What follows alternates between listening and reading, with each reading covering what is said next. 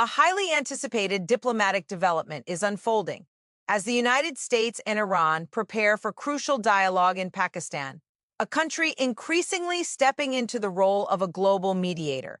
The talks are expected to take place in Islamabad within the coming days, likely aligned with ongoing ceasefire efforts and urgent diplomatic coordination.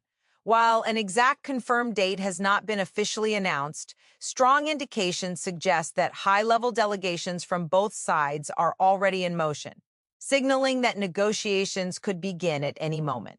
So what will happen during these talks? The primary focus will be on stabilizing the fragile situation between both nations, preventing further escalation, and exploring pathways toward longer-term peace. Pakistan's involvement is particularly significant as it provides neutral ground where both sides can communicate directly or indirectly, away from immediate conflict zones. These talks are expected to cover a wide range of critical issues, including ceasefire enforcement, military de-escalation, nuclear concerns, economic sanctions, and broader regional stability.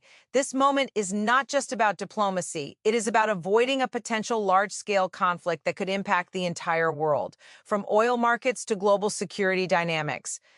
The outcome of these discussions could either mark the beginning of peace-building efforts or simply act as a temporary pause in a long-standing rivalry. The issue of ceasefire and de-escalation stands at the very heart of the U.S.-Iran dialogue in Pakistan. It is not merely one topic among many. It is the foundation upon which all other discussions depend. Without a stable ceasefire, meaningful progress on nuclear agreements, sanctions relief, or regional cooperation becomes nearly impossible. This makes the first main point both urgent and critically complex. At present, the situation between the United States and Iran can be described as a tense standoff balanced on the edge of escalation. Over recent months, a series of confrontations, both direct and indirect, have intensified hostilities. These include military posturing, proxy engagements in the Middle East, and threats to strategic waterways such as the Strait of Hormuz. In such an environment, even a minor incident, such as a misinterpreted military maneuver or an accidental strike, could rapidly spiral into a full-scale conflict. This is precisely why a ceasefire is essential. A ceasefire, in its simplest definition, is an agreement to temporarily stop all forms of active conflict. However, in the context of U.S.-Iran relations, it goes far beyond simply stopping attacks. It involves a wide array of commitments, assurances, and mechanisms designed to reduce tensions, build trust, and create space for further negotiations. One of the biggest challenges in achieving a ceasefire between these two nations is the deep-rooted mistrust that has developed over decades. Both sides remain highly skeptical of each other's intentions. From the U.S. perspective, there are concerns that Iran may use a ceasefire as an opportunity to regroup, strengthen its regional influence, or advance its strategic objectives. On the other hand, Iran fears that the United States may not honor its commitments or may continue indirect pressure through sanctions and allied actions.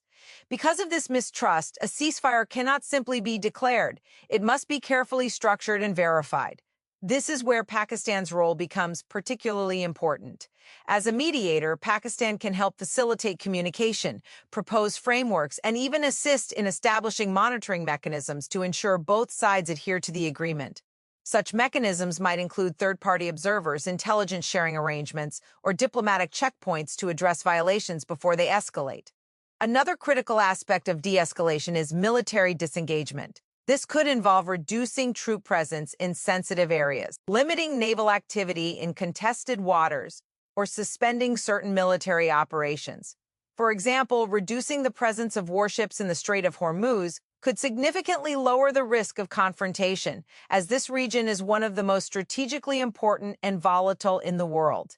Even small steps in this direction can have a huge psychological and strategic impact, signaling a genuine intent to avoid conflict. De-escalation also includes the tone and language used by political leaders.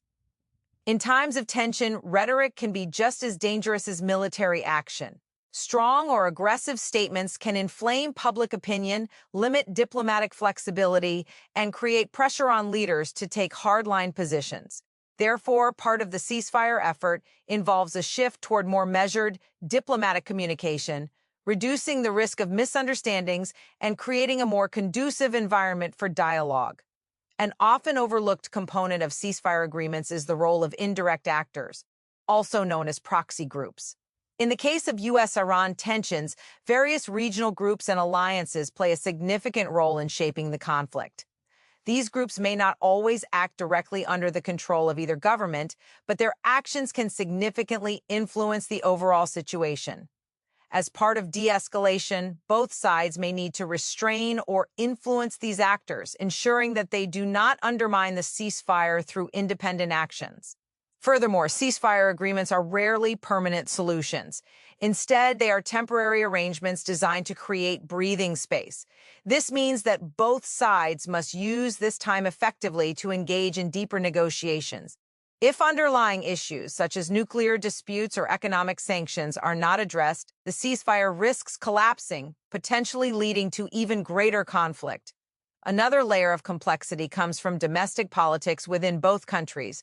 Leaders must balance international diplomacy with internal expectations. In the United States, policymakers face pressure from political groups, allies, and public opinion, all of which influence their approach to Iran. Similarly, Iranian leadership must consider domestic sentiment, national pride, and political factions that may oppose compromise. This makes it more difficult to make concessions, even when they are necessary for peace. Despite these challenges, the potential benefits of a successful ceasefire are immense. First and foremost, it would prevent immediate loss of life and destruction, providing relief to affected regions. Secondly, it would stabilize global markets, particularly energy markets, which are highly sensitive to tensions in the Middle East. A reduction in conflict risk could lead to more predictable oil prices and improved economic stability worldwide. Additionally, a successful ceasefire could serve as a confidence-building measure, demonstrating that dialogue is possible even after years of hostility. This could pave the way for more comprehensive agreements, addressing not only immediate security concerns, but also long-term issues such as nuclear proliferation and regional cooperation. However, it is important to remain realistic.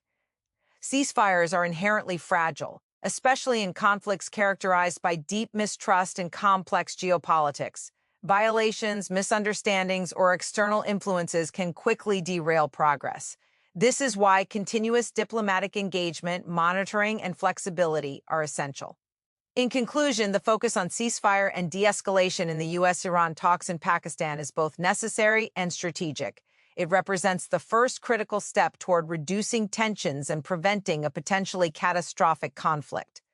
While the path forward is filled with challenges, the willingness of both sides to come to the negotiating table, facilitated by Pakistan, offers a glimmer of hope. If managed carefully, this ceasefire could become the foundation for broader peace efforts, transforming a moment of crisis into an opportunity for lasting stability.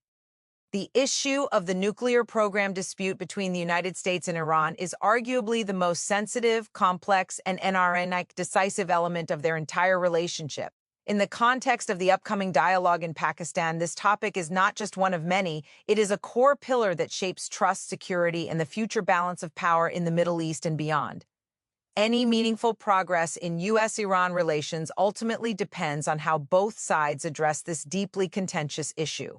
At its foundation, the dispute revolves around a central question. Is Iran's nuclear program purely peaceful, or does it have the potential to become a military threat? Iran has consistently maintained that its nuclear activities are intended for peaceful purposes, such as energy generation, medical research, and technological advancement. Like many countries, Iran argues that it has the sovereign right to develop nuclear technology under international law, particularly as a signatory to the Nuclear Non-Proliferation Treaty, NPT. However, the United States and many of its allies view the situation very differently. From their perspective, Iran's nuclear program raises serious concerns about the possibility of nuclear weapon development, which could dramatically alter the strategic balance in the region. The fear is not just about Iran itself, but about the potential ripple effects, including a regional arms race where other countries might also pursue nuclear capabilities in response. This fundamental disagreement has fueled decades of tension, negotiations, sanctions, and occasional breakthroughs. One of the most significant milestones in this long history was the 2015 nuclear agreement, commonly known as the Joint Comprehensive Plan of Action, JCPOA. Under this agreement, Iran agreed to limit its nuclear activities, reduce its stockpile of enriched uranium, and allow extensive international inspections in exchange for relief from economic sanctions. For a time, the agreement was seen as a major diplomatic success, reducing tensions and providing a framework for monitoring Iran's nuclear program. However, the deal faced criticism from various quarters, particularly in the United States, where some argued that it did not go far enough in preventing Iran from eventually developing nuclear weapons. The situation became even more complicated when the U.S. later withdrew from the agreement, reimposing sanctions and triggering a cycle of escalation. Since then, the nuclear dispute has entered a new and more uncertain phase. Iran has gradually expanded certain aspects of its nuclear program, while the United States has increased economic and political pressure. This has created a delicate and dangerous stalemate, where both sides are unwilling to fully back down, yet aware of the risks of further escalation. In the context of the upcoming talks in Pakistan, the nuclear issue is expected to be one of the most challenging topics on the agenda. Unlike ceasefire discussions, which focus on immediate actions, the nuclear dispute involves long-term commitments, technical details, and deep strategic concerns. One of the key aspects under discussion is likely to be uranium enrichment levels. Enrichment is a process used to increase the concentration of a specific type of uranium isotope, which can be used for both civilian energy and at higher levels for weapons. The distinction between peaceful and military use often depends on the level of enrichment, making this a highly sensitive issue. The United States will likely push for strict limits on enrichment, while Iran may seek greater flexibility to pursue its technological goals. Another major point of contention is the issue of inspections and transparency. For the U.S. and its allies, the ability to monitor Iran's nuclear facilities is essential for building trust. This includes access for international inspectors, real-time monitoring systems, and detailed reporting requirements. From Iran's perspective, however, such measures can be seen as intrusive and potentially compromising national sovereignty. Balancing these concerns will require careful negotiation and mutual compromise. Sanctions are also deeply intertwined with the nuclear dispute. Over the years, the United States has imposed a wide range of economic sanctions on Iran, targeting its banking system, oil exports, and key industries. These sanctions have had a significant impact on Iran's economy, contributing to inflation, unemployment, and reduced international trade. As a result, Iran views sanctions relief as a critical incentive for cooperation. In the upcoming talks, Iran is likely to demand clear and credible guarantees that any agreement will lead to meaningful sanctions relief. At the same time, the United States will want assurances that Iran is fully complying with its nuclear commitments before lifting restrictions. This creates a classic trust dilemma, where each side is hesitant to act first for fear of being exploited. Another layer of complexity comes from the technical nature of nuclear agreements. Unlike broader political discussions, nuclear negotiations involve detailed scientific and engineering considerations. This includes issues such as centrifuge technology, stockpile limits, research and development activities, and timelines for compliance. As a result, the talks will likely involve not only diplomats but also technical experts and nuclear scientists, making the process more intricate and time-consuming. Regional dynamics also play a crucial role in shaping the nuclear dispute. Countries such as Israel and Saudi Arabia have expressed strong concerns about Iran's nuclear ambitions, viewing them as a direct threat to their security. These concerns influence the United States' position and add pressure to ensure that any agreement is comprehensive and enforceable. At the same time, Iran may perceive these regional actors as part of a broader effort to contain its influence, further complicating negotiations. The role of mediators, particularly Pakistan in this case, becomes extremely important in navigating these complexities. As a host and facilitator, Pakistan can help create an environment conducive to dialogue, reduce misunderstandings, and propose creative solutions that address the concerns of both sides.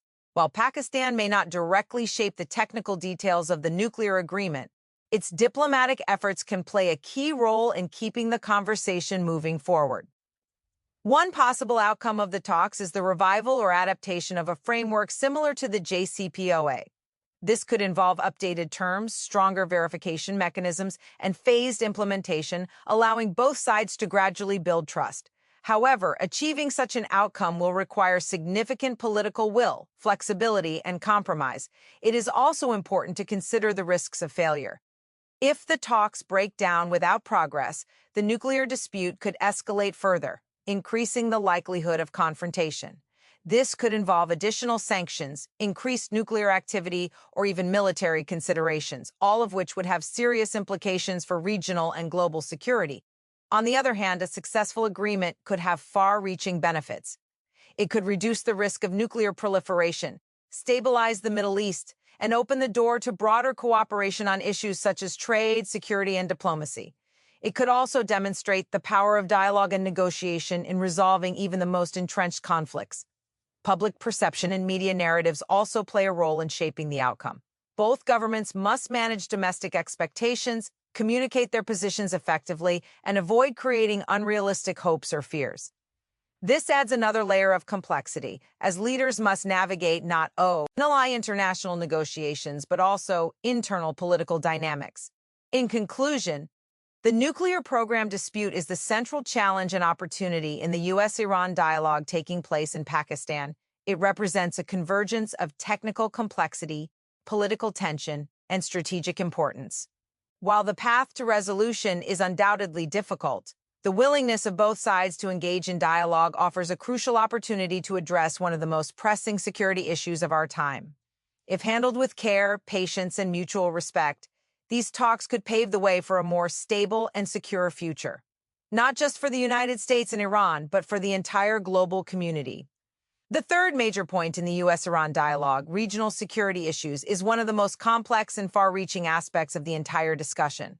While ceasefire and nuclear concerns focus on direct tensions between the two nations, regional security expands the conversation to include multiple countries, armed groups, strategic locations, and long-standing rivalries. In many ways, this issue is the true battlefield of influence between the United States and Iran, where both sides seek to protect their interests, allies, and long-term strategic goals.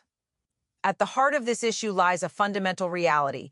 The United States and Iran are not just confronting each other directly, they are also engaged in a broader geopolitical competition across the Middle East. This competition plays out in several key regions, including the Persian Gulf, Iraq, Syria, Lebanon, and Yemen. Each of these areas has its own dynamics, but they are all interconnected, forming a complex web of alliances, conflicts, and power struggles. One of the most critical components of regional security is the Strait of Hormuz, a narrow but strategically vital waterway through which a significant portion of the world's oil supply passes. Any disruption in this region can have immediate global consequences, including spikes in oil prices and disruptions to international trade. For the United States, ensuring freedom of navigation in the strait is a top priority as it directly affects global economic stability and the interests of its allies. Iran, on the other hand, views the strait as part of its strategic environment and has, at times, used it as a leverage point in response to external pressure. Tensions in the Strait of Hormuz often manifest through naval deployments, military exercises, and occasional confrontations. Even minor incidents, such as the detention of commercial vessels or close encounters between naval forces, can escalate quickly given the high stakes involved. This makes the strait a constant flashpoint, requiring careful management and clear communication to avoid unintended escalation. In the upcoming talks, both sides are likely to discuss mechanisms to reduce risks in this region, such as communication hotlines, agreed-upon maritime protocols, or limits on certain types of military activity. Beyond the strait, another major area of concern is the network of regional alliances and proxy actors. Iran has developed relationships with various groups and governments across the Middle East, which it sees as part of its strategy to extend influence and ensure security. These relationships provide Iran with strategic depth, but also bring it into indirect confrontation with the United States and its allies. From the U.S. perspective, these networks are often viewed as destabilizing forces that contribute to conflict and undermine regional stability. As a result, the United States has invested heavily in building its own alliances, particularly with countries like Saudi Arabia and Israel, to counterbalance Iran's influence. This has created a multi-layered conflict environment where actions in one country can have ripple effects across the entire region, One of the key challenges in addressing regional security is that many of these conflicts are deeply rooted and multifaceted. For example, in countries like Syria and Yemen, internal political struggles, economic hardships, and social divisions all play a role alongside external influence. This means that resolving regional security issues is not simply a matter of reaching an agreement between the United States and Iran. It requires a broader understanding of local dynamics and long-term solutions. In Iraq, for instance, both the United States and Iran have significant interests and influence. The country has been a focal point of tension for years, with both sides seeking to shape its political and security landscape. This has sometimes led to direct confrontations, as well as indirect competition through local actors. Stabilizing Iraq is therefore a shared interest, but achieving this requires coordination, restraint, and a willingness to prioritize long-term stability over short-term gains. Similarly, in Lebanon, the presence of influential armed groups and political factions adds another layer of complexity. The situation there is closely watched by both the United States and Iran, as it has implications for broader regional stability and security. Any escalation in Lebanon could quickly draw in external actors, making it a potential flashpoint that requires careful attention in diplomatic discussions. Another critical dimension of regional security is the issue of missile and defense systems. Iran has invested in developing its missile capabilities, which it considers essential for national defense and deterrence. However, the United States and its allies view these capabilities as a potential threat, particularly if they are used to support regional allies or extend Iran's strategic reach. This creates a difficult balancing act where both sides must address security concerns without escalating tensions further. Cybersecurity is also emerging as an important aspect of regional security. In recent years, cyber operations have become a tool for both state and non-state actors, allowing them to disrupt infrastructure, gather intelligence, and influence public opinion. While less visible than traditional military actions, cyber activities can have significant consequences and add another layer of complexity to the already intricate security landscape. Economic factors are closely linked to regional security as well. Instability in the Middle East can disrupt trade routes, increase energy prices, and create uncertainty in global markets. This gives both the United States and Iran a strong incentive to avoid large-scale conflict, even as they compete for influence. In this sense, regional security is not just a political or military issue, it is also an economic one, with far-reaching implications for the global economy. The role of external powers further complicates the picture. Countries such as China and Russia have their own interests in the region and may influence the dynamics in different ways. Their involvement can either support stability or add to the complexity, depending on how their interests align with those of the United States and Iran. This makes the regional security discussion not just a bilateral issue, but a global one, involving multiple stakeholders and competing priorities. Pakistan's role as a host for the dialogue is particularly significant in this context. By providing a neutral platform, Pakistan can help facilitate discussions on regional security, encourage constructive engagement, and reduce tensions.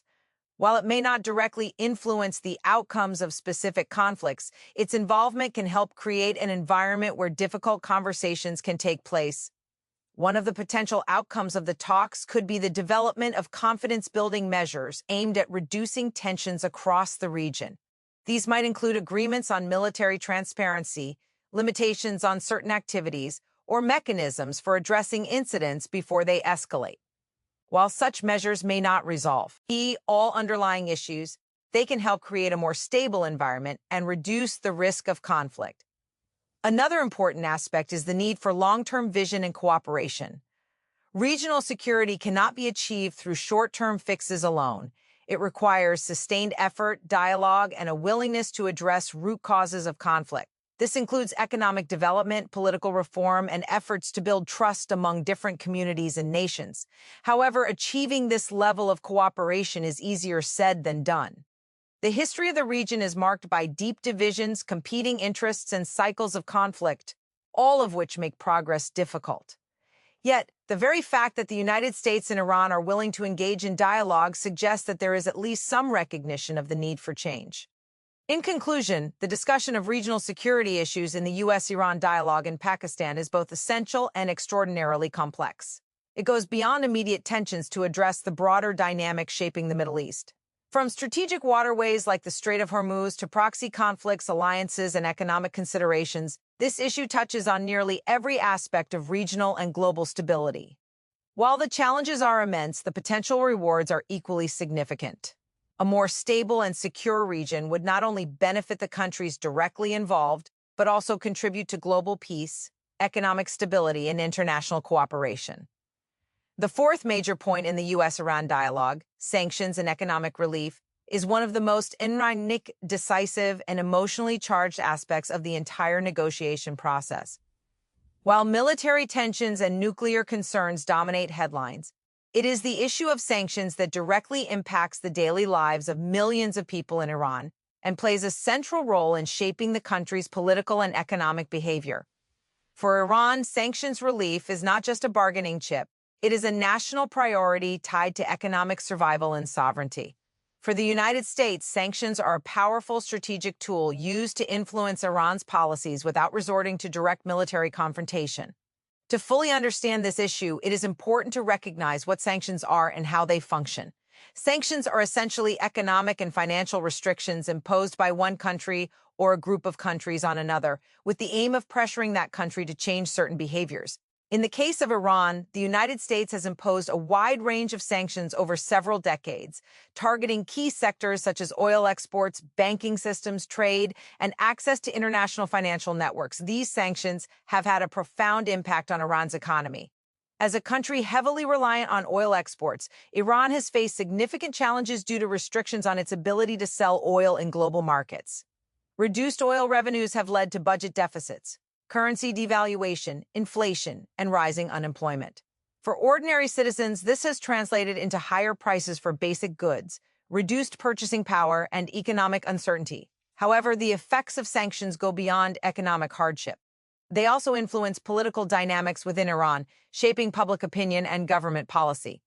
On one hand, sanctions can create pressure on the government to engage in negotiations and seek compromise. On the other hand, they can also strengthen hardline positions, as leaders may frame sanctions as unjust external aggression and resist making concessions. From the United States' perspective, sanctions are seen as a way to limit Iran's capabilities and influence, particularly in relation to its nuclear program and regional activities. By restricting financial resources, the U.S. aims to reduce Iran's ability to fund strategic initiatives, including military and technological development. This approach allows the United States to exert pressure while avoiding the risks associated with direct military action. In the context of the upcoming dialogue in Pakistan, the issue of sanctions and economic relief is expected to be a central topic of negotiation, closely linked to progress on nuclear and regional security issues. Iran is likely to demand immediate and substantial sanctions relief as a condition for any meaningful agreement. This includes lifting restrictions on oil exports, unfreezing financial assets, and restoring access to international banking systems. However, the United States is likely to take a more cautious approach. Rather than offering full sanctions relief up front, it may propose a phased or conditional approach, where sanctions are gradually lifted in response to verified actions by Iran. This could include steps such as reducing uranium enrichment levels, allowing inspections, or limiting certain regional activities. This approach is designed to ensure compliance while maintaining leverage throughout the negotiation process. This creates a classic negotiation dilemma, often described as a chicken and egg problem.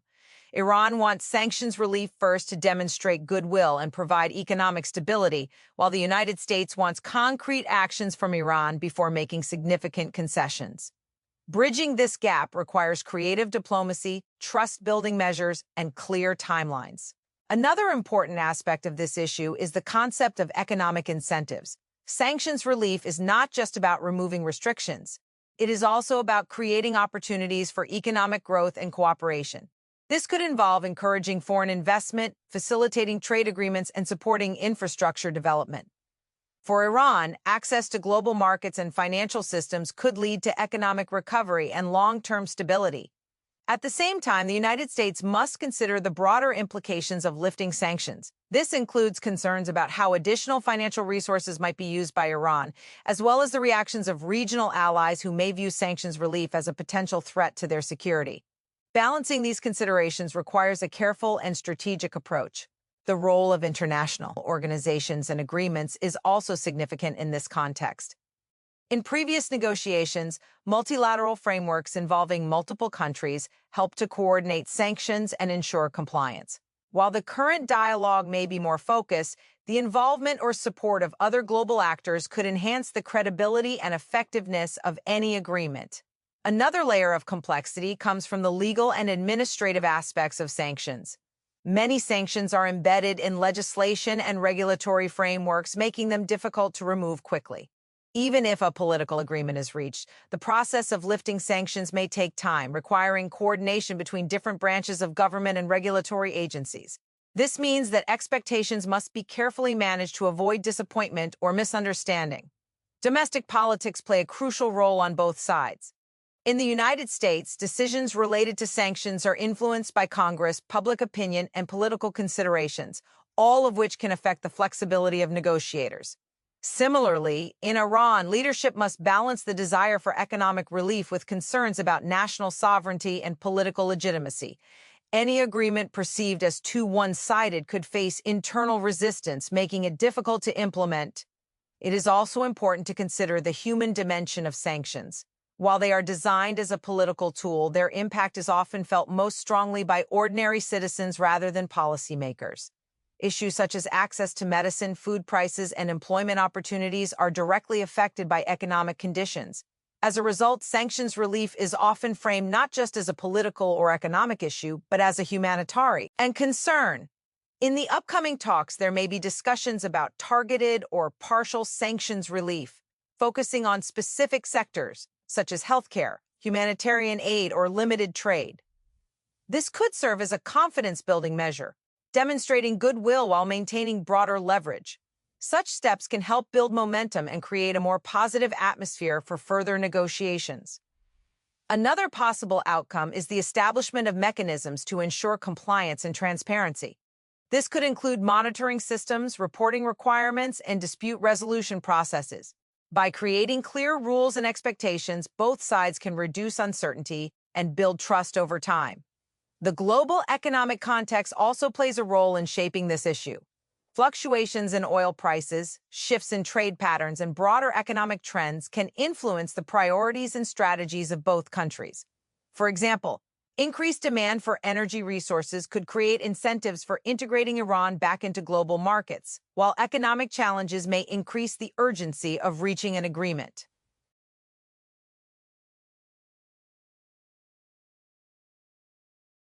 A successful agreement on sanctions and economic relief could lead to significant benefits for both sides. For Iran, it could mean economic recovery, increased investment, and improved living standards. For the United States, it could mean reduced tensions, greater regional stability, and progress on other strategic objectives. Moreover, such an agreement could have positive ripple effects across the region and the world.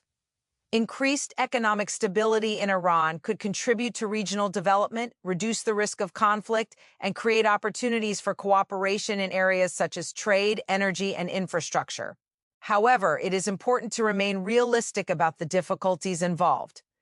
The history of sanctions and negotiations between the United States and Iran is marked by setbacks, disagreements, and broken agreements. Building a sustainable framework requires not only technical solutions, but also political will, mutual respect, and a long-term commitment to dialogue. In conclusion, the issue of sanctions and economic relief is a central pillar of the U.S.-Iran dialogue in Pakistan, with far-reaching implications for both countries and the global community. It represents a complex interplay of economic pressure, political strategy, and human impact. While the path to resolution is challenging, it also offers a powerful opportunity to transform conflict into cooperation. If both sides can find a balanced and mutually acceptable approach, this aspect of the dialogue could become a turning point in their relationship, paving the way for broader peace and stability. The fifth and final major point in the U.S.-Iran dialogue, the role of mediators and global powers, is a crucial element that often determines whether negotiations succeed or fail. While the focus naturally remains on the United States and Iran as the primary actors, the reality of modern diplomacy is that no major geopolitical conflict exists in isolation. Instead, it is shaped, influenced, and sometimes even steered by a network of other countries and international actors who have their own interests, alliances, and strategic goals. In the case of the upcoming dialogue in Pakistan, the role of mediators becomes especially significant. Mediation is not simply about hosting talks, it involves facilitating communication, reducing mistrust, proposing compromises, and ensuring that negotiations remain productive. Given the decades of hostility between the United States and Iran, direct communication between the two sides is often limited or highly sensitive. This creates a space where a neutral or relatively balanced country like Pakistan can step in to bridge the gap and enable dialogue. Pakistan's position as a mediator is particularly interesting. It maintains working relationships with both the United States and Iran, allowing it to engage with each side without being seen as entirely aligned with the other. This balance is essential for building trust. If either party perceives the mediator as biased, the entire process can be undermined. By offering a neutral venue and diplomatic support, Pakistan provides a safe space for negotiation, where both sides can express their concerns and explore solutions without immediate pressure. However, mediation is not a simple task. It requires diplomatic skill, patience, and credibility. Mediators must carefully manage the flow of information, ensure that both sides feel heard, and prevent misunderstandings from escalating into conflicts. They often engage in shuttle diplomacy, where messages are conveyed back and forth between parties who may not be ready or willing to communicate directly. In this way, mediators act as both facilitators and translators, helping each side understand the intentions and concerns of the other. Beyond Pakistan, the involvement of global powers adds another layer of complexity to the dialogue. Countries such as China, Russia, and key European nations have significant interests in the outcome of U.S.-Iran relations.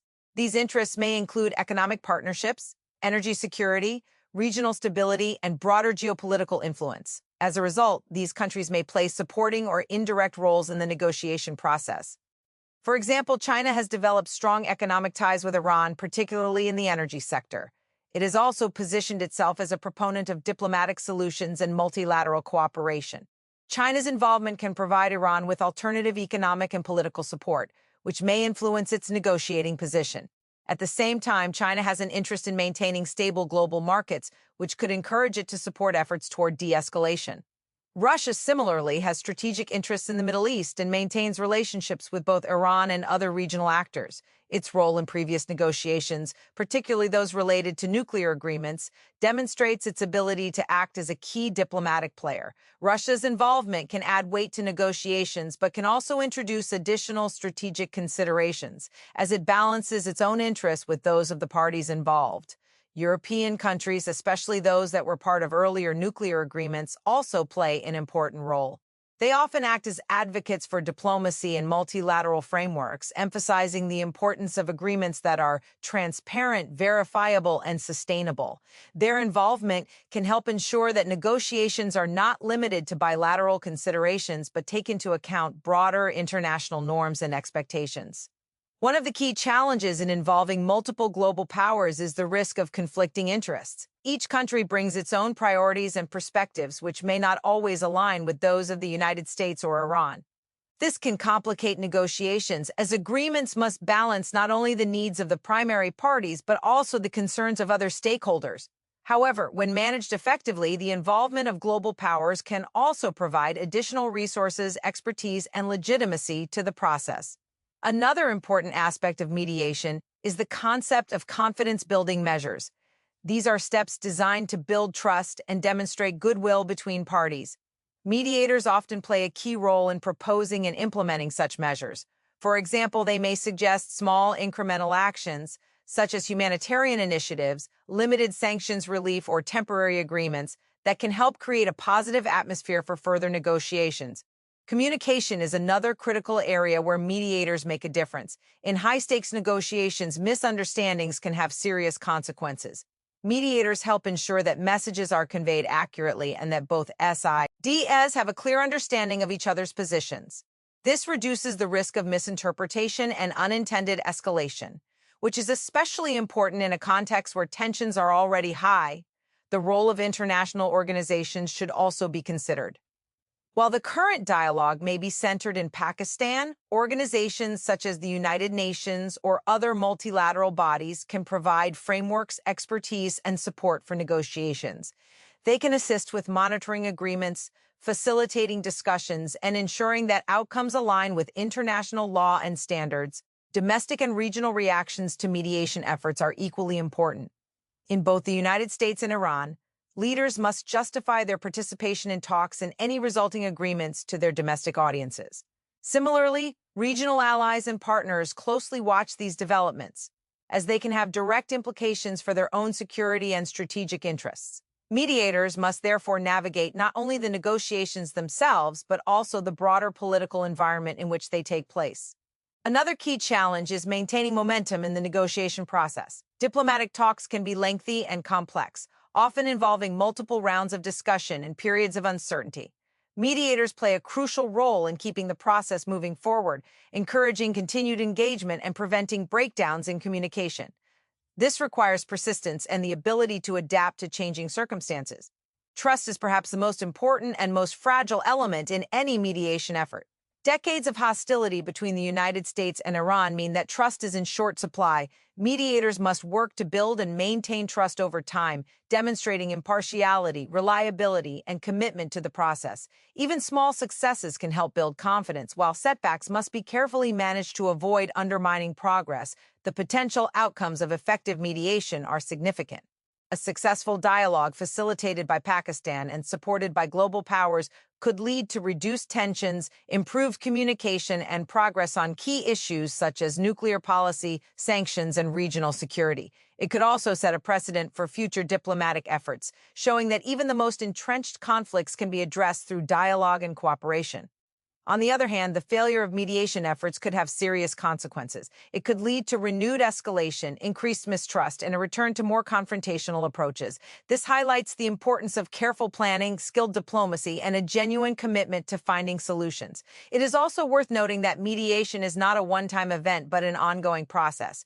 Even if initial talks are successful, continued engagement will be necessary to implement agreements, address new challenges, and build on progress. This requires long-term commitment from all parties involved, as well as continued support from mediators and global actors.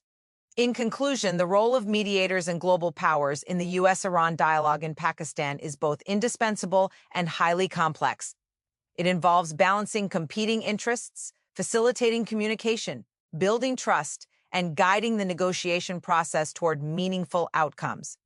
Pakistan's role as a mediator provides a unique opportunity to create a neutral and constructive environment for dialogue, while the involvement of global powers adds depth and support to the process.